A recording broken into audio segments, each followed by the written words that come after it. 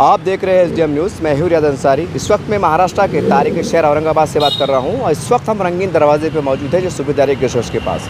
खुली फ़िज़ा है, खुली हवा है, लेकिन उसके साथ एक शख्सियत भी मौजूद है जिसके दिल में एक दर्द। चलिए उस दर्द को पहचानना चाहते हैं। फ़ोन आया था कि हम कुछ समाज के लिए कुछ कहना चाहते हैं कि हमारे पास लोकशाही है, जमहूरियत है। सर, सबसे पहले आपका नाम बोलिए, परिचय दीजिए आप। अस्सलाम वालेकुम, मैं जावेद अहमद, लोक विकास परिषद पार्टी का शहर अध्यक्ष। सर, आप ये बोलिए कि आपका मतलब सबसे पहले आपका जो संदेश देना चाहते हैं आवाम को, जो भी आपके दिल में चल रहा है, सबसे पहले उस पर वजाहत कीजिए, इसके बाद सवाल जवाब शुरू होंगे इंशाल्लाह। देखो, सबसे पहली बात जो है ना, all India Muslim personal law board के जो ज़िम्मेदार है, हाँ, इन्होंने आम खास मैदान के अंदर जलसा रखा था। बहुत अच्छी बात है, इन्होंने जलसा रखा। पर देखो जो हालात आ रहे उस जब जलसे के अंदर इतने अकाबिरीन उलमा इकराम के अंदर दो क्वालिटी होती है, एक उलमाए हक़ होते हैं, एक उलमाए सू होते हैं। मैं किसी के ऊपर ब्लेम नहीं कर रहा, कौन उलमाए हक़ है कोई उलमाए सू है, मैं किसी को सर्टिफिकेट नहीं बांटता। पर मेरा ये बोलना, जो मुसलमानों के ऊपर जो हालात है, हालात किस वजह से आ रहे, सबसे पहली बात ये सोचना। अगर हम हदीस और कुरान की जब उसका मुताला करेंगे तो हदीस और कुरान की रोशनी में बातें आप लोगों के सामने मैं बताना चाह रहा।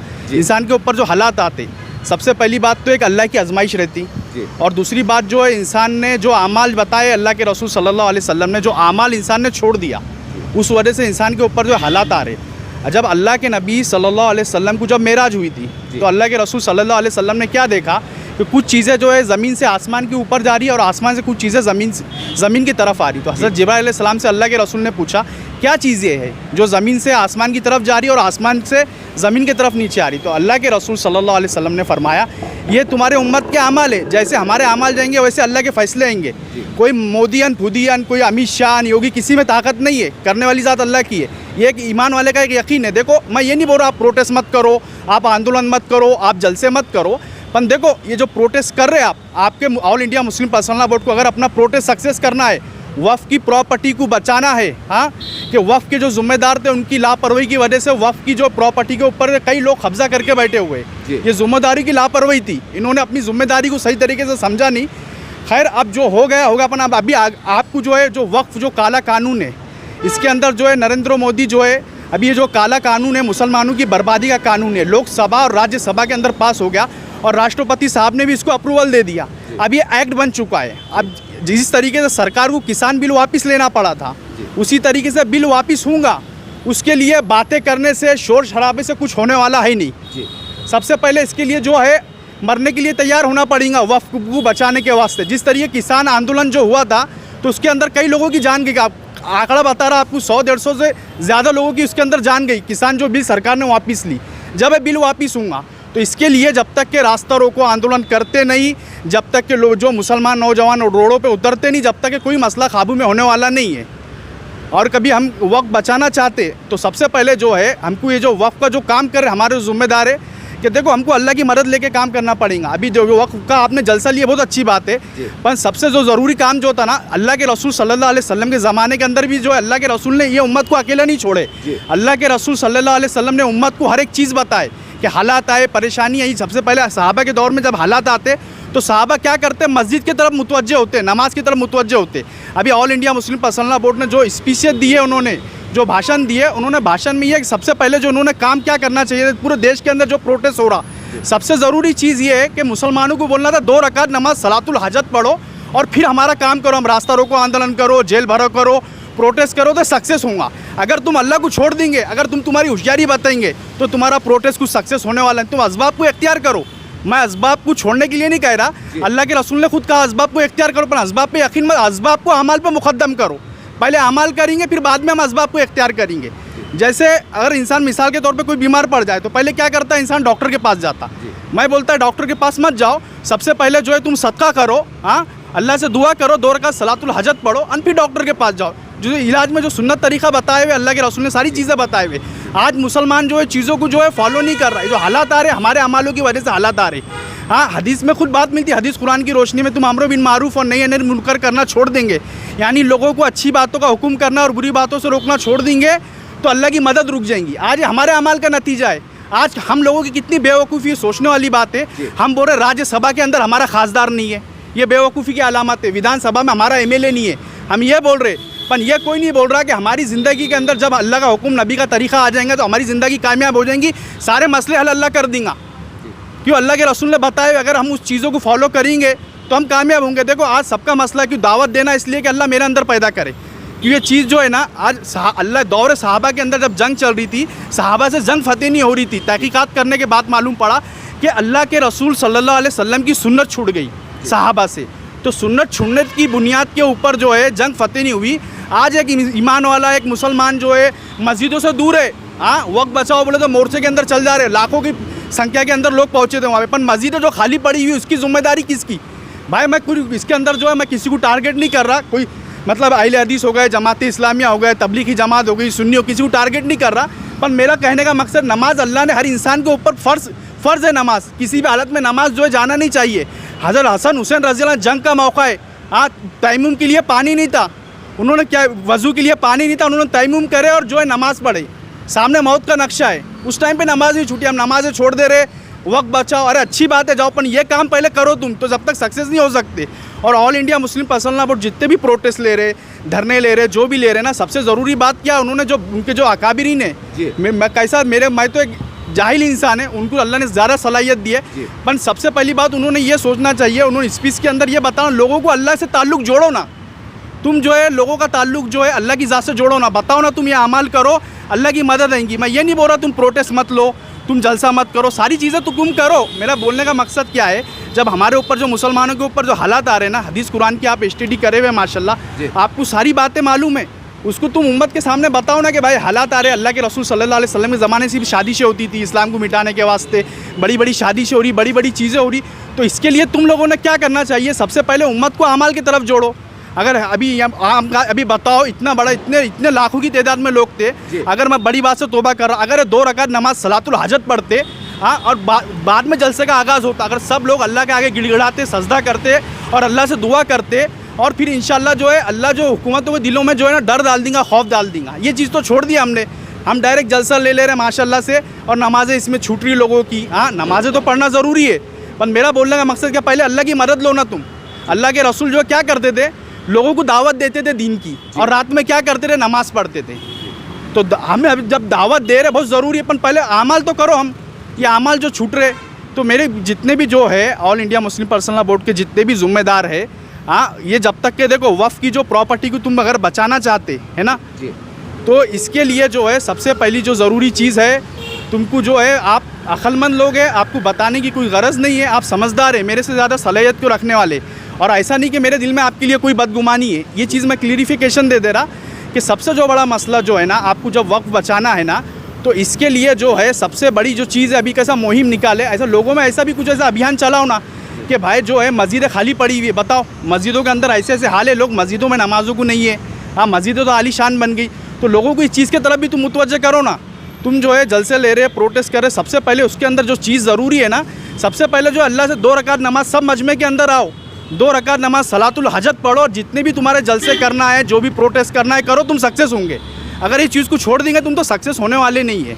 और कभी तुमको सक्सेस करना है, किसान बिल जो है वापस लेना पड़ा था, शोर शराबे से कुछ होता नहीं, चिल्ला पुकार करी, एक दिन का देखो, एक दिन का प्रोटेस्ट करने को तो कोई भी कर लेता। इसके वास्ते जब तक कि तुम चक्का जाम नहीं करेंगे, दिल्ली के जंतर मंतर के ऊपर तुम्हारे को चक्का जाम करना पड़ेगा, उपोषण को बैठना पड़ेगा, जो हमारे उलमा इकराम है इनको कुर्बानी देना पड़ेगा, जब वफ़ की ज़्यादा प्रॉपर्टी बचेंगी।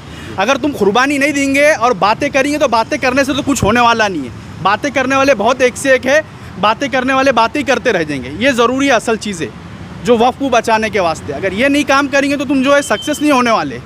तो मेरा यही बोलना है, और आपके दिल में कोई सवाल होगा तो पूछ लो आप। जावेद साहब, मेरा सवाल ये है, ठीक है अल्हम्दुलिल्लाह हमारे अकाबिर कोशिश कर रहे हैं, वक्त को बचाने की कोशिश कर रहे हैं, लेकिन हम भी समाज के दरमियान भी घूमते हैं। आज कई लोग, पहली बार तो लोग ये मालूम नहीं था वक्फ बोर्ड क्या है, इस वक्त की ज़मीनत क्या है। अभी हंगामे के पीछे मुसलमानों को मालूम पड़ा कि वक्त की ज़मीन हमारी है, हम यतीम गरीबों की है। सवाल ये, जब आज तक हिंदुस्तान में देखने में नहीं आया कि वक्फ बोर्ड की ज़मीन पे एकदम कानून के दायरे में रहकर एक बड़ी कॉलोनी आबाद की गई, गरीबों को बसाया गया, घर बना के दिया गया, तो सवाल ये, फिर मैं पर्सनल तौर से कह रहा हूँ, फिर ऐसी ज़मीन बचा के फ़ायदा क्या? सवाल तो बहुत अच्छा किए माशाल्लाह, मैं आपके जज्बे को सलाम करता हूँ, आपने सवाल बहुत अच्छा किया है। ये जो वफ़ के जो ज़िम्मेदार थे ना, इन्होंने, इनकी ज़िम्मेदारी थी, मैंने क्या बोला, जो वफ़ की जो ज़मीन है, जिस इंसान ने जो अल्लाह के नाम के ऊपर वफ़ करा, तो वो मेरी अपनी जायदाद नहीं रहती ना। अब जो वफ़ के अंदर जो ज़िम्मेदार बैठे हुए, जो वफ़ की जगह से फ़ायदा ये उठा रहे, इसमें जो गरीब है, जो यतीम है, जो मिस्कीन है, वो लोगों को इससे फ़ायदा होना। कोई गरीब यतीम को वफ़ का घर दिए, वक्फ बोर्ड वालों ने दिए उनको घर बना के, बताओ आप नहीं दिए।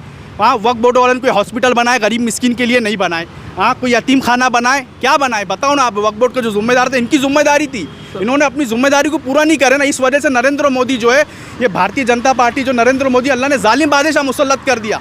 जो वक्फ जो इंसान ने दिया तो उससे गरीबों को फ़ायदा होना, आज गरीबों को फ़ायदा नहीं हो रहा। आज बताओ कितना परेशान है मुसलमान। हाँ, वक्फ की कभी कोई इंसान, कभी वक्फ वाले अगर उसकी प्रॉपर्टी को सही इस्तेमाल करते ना, तो हमारे देश के अंदर माशाल्लाह से कोई जो गरीब मुसलमान नहीं रहा होता। सबकी माली हालत अच्छी थी। वक्फ के जो जिम्मेदार हो, इनकी गलती है। सर एक सवाल ये है, जैसा आपने कहा कि अल्लाह की मदद, सारी बातें मैं भी समझता हूँ, लेकिन सवाल ये है कि आज जो सेकुलर पार्टियाँ है हमारे, कई हिंदू है, दलित जो नेता है, कई मराठा नेता भी है, वो भी कहीं ना कहीं उलमा इकराम के साथ आ रहे, स्टेज पे आके बैठ रहे, भाषण दे रहे, बात कर रहे, कहीं ना कहीं उनका सपोर्ट मिल रहा है। तो ये भी तो एक अल्लाह की मदद है ना? नहीं, ये भी अल्लाह की मदद है। वो बात, ये जो आके दे रहे हैं जो भी संगठन के जो लोग हैं वक्फ बोर्ड के बारे में, ये है अल्लाह की मदद। हाँ, मेरा क्या बोलना है, देखो बात तो करने से तो कुछ होने वाला है क्या, ये बताओ आप। एक दिन की बात करने के वास्ते कोई भी आ जाएगा, एक दिन के वास्ते स्पीच देने के लिए कोई भी आ जाएगा, कोई भी पॉलिटिशियन आ जाएगा। ये पॉलिटिशियन को ये बोलो रास्ता रोको आंदोलन करना है, बोलना दिल्ली के अंदर चक्का जाम करना है, सबसे पहले आप खड़े रहो। तो देखो कितने पॉलिटिशियन आते हैं, जितने भी आ रहे हैं ना, आप उनसे इंटरव्यू लेके जाके ये पूछो, बोलना वक्फ के बारे में मरने के लिए, गोलियां खाने के लिए कौन तैयार है। बोलने के लिए तो आदमी कुछ भी बोल रहा है, प्रैक्टिकल करने वाले कितने, ये असल चीज़ होना अपने को। बातें करने वाले बहुत है, प्रैक्टिकल के अंदर इस चीज़ को करने वाले कितने, वक्फ को बचाने वाले। जब तक के आंदोलन नहीं होता, ये आंदोलन करने से पहले जो है सब लोगों को अल्लाह की तरफ मुतवज्जे होना पड़ेगा।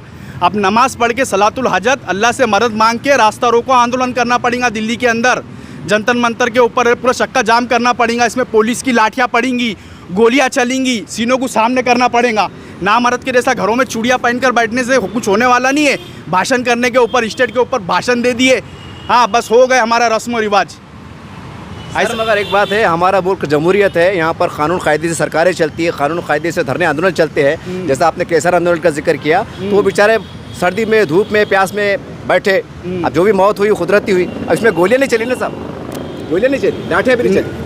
कौन सा किसान बिल में बोल, किसान की बात कर नहीं, उसमें वो तो कुदरती तरह, वो तो उपोषण के लिए बैठे हुए थे ना उसके अंदर, जलसे के अंदर। जैसे आपने बोले गोलियां खाने, नहीं, अभी वक्फ का जो मसला है ना, तो कभी गोलियां खाना भी पड़ा तो इसके लिए हम सबको एग्री रहना पड़ेगा, क्यों बातें करने से कुछ होने वाला नहीं है। अगर मैं ज़ाहिरी तौर पे बोलूँ वक्फ के बारे में, जो गोली खाने के लिए मैं तैयार है, भाषण तो दे दे रहा, जब प्रैक्टिकल जब करने का टाइम आया तो सबसे आगे मेरे को खड़े रहना पड़ेगा। बातें करने से कुछ होता नहीं। और जो वक्फ को तुमको बचाना है तो इसके लिए जो मेहनत है, मुजाहिदी करना पड़ेगा। जब तक कि देखो रास्ता रोको आंदोलन नहीं करते, और ऐसा नहीं कि आंदोलन, तुम रास्ता रोको आंदोलन कर रहे, पुलिस वाले आ रहे, आर्मी वाले आ रहे, तुमको प्रेशराइज कर रहे और उसमें तुम उठ जा रहे, तो उसमें कुछ वक्त बिल वापस होने वाला नहीं है। उसमें तुमको उठना नहीं पड़ेगा, चाहे तुमको जेलों में ठोसने दो, तुम्हारे चाहे सिर क्यों नहीं फोड़ते लाठियों से, तुम्हारे सीने को गोलियों से छन्नी छन्नी क्यों नहीं करते, जब ये वक्त बिल जो है जब वापस होगा। इसके लिए कई लोगों की जान जाएंगी, ये इतनी आसान चीज़ नहीं है। जब ये इसमें जो है ना सोई हुई सरकार जो है ना, जब इसमें जागेंगी। सर हमने देखा है कि राज्यसभा में, लोकसभा में हमने देखा है, अमित शाह साहब है, मोदी साहब है, कई इनका खुले तौर से कहना है कि हम गरीब मुसलमानों के लिए बिल्कुल लाए हैं। अब तक जो वक्फ लूटमार हुई, इसको बचाने के लिए भारतीय जनता पार्टी जो तो काम कर रही है। वो खुल के कह रहे हैं कि जो अब तक वक्फ बोर्ड ने गरीब मुसलमानों के लिए काम नहीं किया, हम करने वाले, इसमें बुरा क्या है साहब? मेरा सवाल ये। आपका सवाल बहुत अच्छा करे। जो इतना जो नरेंद्र मोदी जो है मुसलमानों की बात करते, जब इनको मुसलमानों से इतनी हमदर्दी है, तो मैं बता रहा, जब सरकार इनकी है, लोकसभा राज्यसभा के अंदर जब हमारे नबी हज़रत मोहम्मद सल्लल्लाहु अलैहि वसल्लम की शान के अंदर जब गुस्ताखी होती, तो यह बिल क्यों पेश नहीं करते हो? ऐसा कोई बिल क्यों नहीं लेके आते लोकसभा राज्यसभा के अंदर, जो अल्लाह की नबी की सल्लल्लाहु अलैहि वसल्लम की शान के अंदर कोई गुस्ताखी करे तो उसको जो फांसी की सज़ा का प्रावधान होना चाहिए कानून के अंदर। अगर ये नहीं हो सकता तो फिर जो है उसके अंदर अमेंडमेंट ये करना चाहिए, प्रावधान कानून के अंदर कंपनसेशन देना चाहिए, 30 लाख या 40 लाख रुपये जुर्माना। तो ऐसा कोई बिल लेके आना, हम जब मानेंगे। भारतीय जनता पार्टी जो मुसलमानों से हमदर्दी करने वाली है, वक्फ बोर्ड की कमेटी के अंदर जो है गैर मुसलमान को अपॉइंट कर रहे हैं। अब बताओ, कोई मुस्लिम ट्रस्ट है जो राम मंदिर का, उसमें कोई मुसलमान अपॉइंट है क्या? मेरा सवाल आपसे ये है, राम मंदिर का जो ट्रस्ट है अयोध्या के अंदर, उनका जो ट्रस्ट है, तो उसके अंदर कोई मुसलमान अपॉइंट है क्या? कोई मुसलमान ज्वाइन है क्या उनके ट्रस्ट के अंदर? नहीं है। जब तुम वक्फ की जगह के अंदर आरएसएस की विचारधारा के लोगों को बिठाएंगे तो कहाँ से मुसलमान बर्दाश्त करने वाला है, ये बताइए आप। सर इसका आपने मेरे से सवाल किया है, हाँ। और ये सवाल जो है तो कई पॉलिटिशियन का है, कई मुसलमान लीडरों का है, और उसका मैं सवाल के अंदर मतलब जो मैं जवाब देने की कोशिश कर रहा हूँ आपको, वो जवाब भी है सवाल, और जवाब के अंदर सवाल भी छुपा हुआ है। सवाल ही जैसा आपने कहा, आप अकेले नहीं, हज़ारों लोग हैं जो कह रहे हैं कि भाई हमारे वक्फ बोर्ड में हिंदू अधिकारी है जो मेंबर नहीं होना चाहिए। सवाल ये है, जब पूरे मुसलमान थे, चपरासी से लेकर तो वक्फ मंत्री तक मुसलमान था, वक्फ का मंत्री। जब मुसलमान होने के बावजूद आप जो है भ्रष्टाचार को और कुछ नहीं कर सके, तो जाहिर सी बातें बोलेंगे जो मुसलमान नहीं करे हमने करके बता दे, बुरा क्या है फिर? ये ना सिर्फ बोलने के लिए, हाथी के दांत खाने के कुछ और, दिखाने के कुछ और। ये आपका इस्लाम है? हाँ, मैं डायरेक्ट क्लियरिफिकेशन दे रहा है। बोलने के लिए मुसलमानों ने कुछ नहीं करे, हम करके बताएंगे कि भारतीय जनता पार्टी जो है, बीजेपी की जो सरकार है, ये लोगों की नीयत ख़राब हो चुकी है। वक्फ की जो प्रॉपर्टी है ना, ये प्रॉपर्टी को जो हड़पना चाहते हैं। हाँ, अब वक्फ की प्रॉपर्टी के ऊपर है जो कब्ज़ा करना चाहते हैं, क्योंकि वक्फ है क्या? जो अल्लाह के नाम के ऊपर, जैसे मैंने कोई प्रॉपर्टी दे दिया अल्लाह के नाम के ऊपर वक्फ, हाँ, उसके अंदर जो है कलेक्टर को राइट्स दे रहे हो, कलेक्टर डिक्लेयर करेगा ये जगह वक्फ की है या नहीं है। हाँ, तो उसके लिए बहुत प्रोसेस भी है ना, प्रोसेस को छोड़ के डायरेक्ट कलेक्टर को तुम राइट दे रहे। हाँ, बहुत सी चीज़ें। और आर्टिकल जो 26 है, संविधान आर्टिकल 26 के अंदर जो है हमारे को इस बात का राइट्स है, फंडामेंटल में राइट्स है आर्टिकल 26 के अंदर, जो हम हमारा वक्फ की जो प्रॉपर्टी है उसका ट्रस्ट बना सकते हैं हम। तो ये आर्टिकल 26 का वायलेशन है, आर्टिकल 26 का उल्लंघन है। ये जो गैर संवैधानिक बिल है वक्फ अमेंडमेंट का, अभी देखो तुषार मेहता जो है, हाँ, और कपिल सिब्बल जो है, सुप्रीम कोर्ट के अंदर जो हेयरिंग चालू है जी। अभी सुप्रीम कोर्ट के अंदर वक्फ अमेंडमेंट बिल एक्ट का जो है मामला है वो पेंडिंग है, अभी चालू है हेयरिंग, अभी डिसीजन आएगा। तो अभी कैसा है, अभी ये लोगों ने क्या करना चाहिए, सोने का टाइम नहीं है।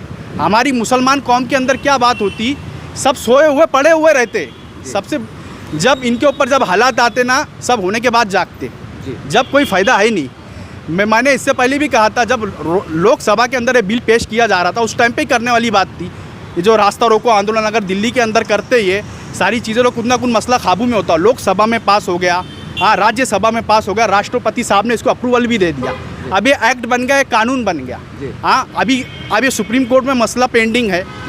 तो अभी जो है तुम्हारे को जो संविधान है, मैं ये नहीं बोल रहा कि आप जो है कानून को हाथ में लो, गोलियाँ चलाओ, हाँ, तोड़ फोड़ करो, मेरा ये नहीं बोलना है। कानून के दायरे के अंदर, हाँ, संविधान ने हमको जो राइट्स दिया, संविधान को फॉलो करते हुए ऐसा कोई तुम जो आंदोलन करो, कभी देरी करेंगे तो वक्फ की जो पूरी प्रॉपर्टी चले जाएंगी, फिर बाद में क्या है, माथा पकड़ते रहेंगे, कोई फ़ायदा है नहीं। करो ना दिल्ली के अंदर, मुसलमान जो लोग हैं ना, all India Muslim personal law board के साथ खड़े हुए, हाँ, वो लोगों ने करना, ये अकाबिरी ने बड़े, इनकी जिम्मेदारी है। हाँ, इनको नहीं, अभी उनका कैसा बोलना रहा, स्टेप बाय स्टेप करेंगे। आप सुप्रीम कोर्ट का ये बताइए, आप में कोई भी सुप्रीम कोर्ट का जजमेंट आ गया तो ये क्या कर सकते? सुप्रीम कोर्ट के कानून को मानना है, नहीं मानना है? मानना है ना साहब, बात ही खत्म होगी ना। कोर्ट सुप्रीम है, वही बात बता रहा ना मैं। अगर तुमको जॉब करने वाली बात थी, जब तुमने की है नहीं, सबसे पहली बात ये, जब लोकसभा में जब बिल पास हो रहा था तो उस टाइम पे जो है तुम लोगों ने जो है all India Muslim personal law board के जो जिम्मेदार थे, उस टाइम पे जो है बहुत बड़ा आंदोलन करना चाहिए था, प्रोटेस्ट करना चाहिए था, रास्ता रोको, जेल भरो। उस टाइम पे तो करे नहीं। लोकसभा में राष्ट्रपति साहब ने इसको अप्रूवल दे दिया, पास हो गया, एक्ट बन गया। अभी ये टाइम पे कर रहे हैं, अभी सुप्रीम कोर्ट के अंदर चालू है, अभी करना है, अभी थोड़ा वक्त है इनका ने कि सुप्रीम कोर्ट के अंदर भी कैसा है, सुप्रीम कोर्ट के ऊपर पूरा भरोसा है कि सुप्रीम कोर्ट की जो है अदालत जो है भारत देश की जो है सबसे बड़ी अदालत है सुप्रीम कोर्ट। और सुप्रीम कोर्ट के ऊपर जो मुसलमान का भरोसा है, सुप्रीम कोर्ट के जो जज है, हर एंगल से जो जज की बेंच है, हर एंगल से देखेंगे और सोच समझ के जजमेंट देंगी। पर इनको सरकार को बताना पड़ेगा ना कि ऐसा एक दिन के जलसे करने से है ना, सरकार को क्या लगेगा, फॉर्मेलिटीज़ है, एक दिन का काम कर रहे, जलसा करे, ख़त्म हो गया। इसको चालू रहने देना पड़ेगा, कंटिन्यू रास्ता रोको। जब जेल भरो, रास्ता रोको आंदोलन करेंगे ना, चक्का जाम करेंगे, जब मसला काबू में आने वाला है। अच्छा, जब बोलिए ना। आखिरी सवाल, हाँ। बहुत से लोग उस पर आरोप लगा रहे हैं कि इसके ऊपर कहीं ना कहीं राजनीति भी हो जा रही है, कि आपको लगता है कि इसके अंदर वक्फ को लेकर राजनीति हो रही है? बिल्कुल सही बात बोले। वक्फ बोर्ड के बारे में कैसा है, राजनीति हो रही है, कर रहे हैं लोग उसके अंदर सियासत। किस तरह से हो रही है? हाँ, सियासत कर रहे हैं। अभी देखो पॉलिटिशियन लोग आए थे, हाँ, अभी all India Muslim personal law board ने जो एहतजाज रखा था आम खास मैदान के, उन्होंने स्पीच दिए उन्होंने। अब इलेक्शन का टाइम नज़दीक आएगा तो बोलेंगे वक्फ बोर्ड के बारे में हमने all India Muslim personal law board के साथ हम खड़े थे, हमने उनको समर्थन दिए। अभी देखो, अभी आपको मालूम है लोक विकास परिषद एक ऐसा संगठन है, ऐसी पार्टी है जो ढंढोरा नहीं पीटती काम करने के बाद, जो मजलूमों के साथ खड़ी हुई है, गरीबों के साथ खड़ी हुई है, जहाँ पे जुल्म ज़्यादती होती है उनके साथ खड़ी हुई है लोक विकास परिषद। आप लोगों को पता है हमारे जो कायद है अब्दुल वाहिद साहब, हिशाम उस्मानी साहब की पिटीशन रिजेक्ट हो गई हाई कोर्ट के अंदर, मुश्ताक अहमद की रिजेक्ट हो गई। हाँ, अभी जो है हमारे कायद अब्दुल वाहिद साहब लोक विकास परिषद के जो संस्थापक अध्यक्ष है, उनकी पिटीशन है सुप्रीम कोर्ट के अंदर, ऑब्जेक्शन उन्होंने रिमूव नहीं करे। और भारत देश के जो 10 महंगे वकील है भारत देश के पूरे, NFA न्यूज़ की रिपोर्ट बता रहा हूँ आपको मैं, उनमें से 1 नंबर पे रामजेठ मलानी है, इनका देहांत हो चुका है। 9 नंबर पे सलमान खुर्शीद साहब आते, तो वो औरंगाबाद के केस को अपॉइंट लड़ने के लिए हमारे कायद अब्दुल वाहिद साहब ने सलमान खुर्शीद साहब को अपॉइंट किया। अभी उनकी पिटीशन पेंडिंग है, अभी किस तरीके से पक्ष रखना क्या है, वकील से मशवरा लेकर वो काम कर रहे हैं इंशाल्लाह किस तरीके से करना है बोल के। इनकी पिटीशन तो रिजेक्ट हो गई, शाम उस्मानी की है वो बोल के, हमारी पिटीशन बाकी है। अभी अगला स्टेप क्या करना हो हमारे कायद उनके हिसाब से कर रहे हैं और अल्लाह ने बहुत तर्जुबा दिया उनको, अब्दुल वाहिद साहब को। देख इस तरह से जावेद साहब जो लोक विश्वास परिषद के एक ज़िम्मेदार भी हैं। बहरहाल तमाम बातें आपके सामने हैं, यानी कि जनता की अदालत के सामने है। और हमारे पास हिंदुस्तान में जमहूरियत लोकशाही है और जनता की जो अदालत होती है वो सबसे बड़ी होती है, क्योंकि यहाँ से कानून बनते हैं, फिर यहाँ से लोग नेता बनते हैं, सारी बात होती है। लेकिन 2-4 बात पे मैं और रिमाइंडिंग यानी याददानी तौर पे कहूँगा, और ये सवाल मैं अकेला नहीं कर रहा हूँ, तमाम मुसलमानों का सवाल है कि वक्फ बोर्ड से जब गरीब मुसलमानों के लिए कोई स्कीम लाई नहीं जा सकती, वक्फ बोर्ड की ज़मीन पे गरीब यतीमों को कॉलोनियाँ बसाई जा नहीं सकती, तो सवाल ये है फिर आप हंगामा कर रहे क्यों? आप हंगामा कर, ये मेरा ज़ाती सवाल भी है और ये कई लोगों का सवाल है कि जब गरीबों को फ़ायदा ही नहीं मिल सकता। मैं खुद जो है तो सीओ साहब के पास गया था वक्फ बोर्ड में, मैंने कहा था साहब गरीब यतीमों के लिए कुछ प्रावधान करो ना। उनका कहना था कि मंशा वक्फ में नहीं आता कि हम गरीबों को बसाए। फिर सवाल ये भी धन्ना सेठ, मुन्ना सेठ और ये सेठ कंपनियाँ और फैक्ट्रियाँ ये कहाँ से हो रही? क्या मुसलमानों को दिख रहा नहीं? सवाल ये सब चल रहा था, तो आप क्या कर रहे थे जब आपको गरीब यतीम का दर्द क्यों नहीं सताया? और फिर एक बार सवाल है, अगर आप आने वाले वक्तों में गरीबों के लिए कोई योजना का ऐलान करते हैं, कानून के अंदर बदलाव लाने की कोशिश करते हैं, सरकार से मांग करते हैं, कोशिश करते हैं, तो हो सकता है कि इसका अजर आपको मिले और मुसलमानों को फ़ायदा होगा। लेकिन अगर बाद में थोड़ी देर के वास्ते मान लो कि वक्फ बोर्ड की ज़मीन बच गई, ये कानून वापस हो गया, उसके बाद भी अगर गरीब मुसलमान बैठ नहीं सकते, घर बना नहीं सकते, फ़ायदा ले नहीं सकते, तो क्या फ़ायदा फिर ऐसे वक्फ बोर्ड के बचा के? होने दो तबाह बर्बाद, कोई फ़र्क नहीं पड़ता। ये मेरी ज़ाती राय है, उम्मीद करता हूँ आप जागेंगे इंशाअल्लाह ताला। देखते रहिए आप एसडीएन न्यूज़ चैनल। जय हिंद, जय महाराष्ट्र।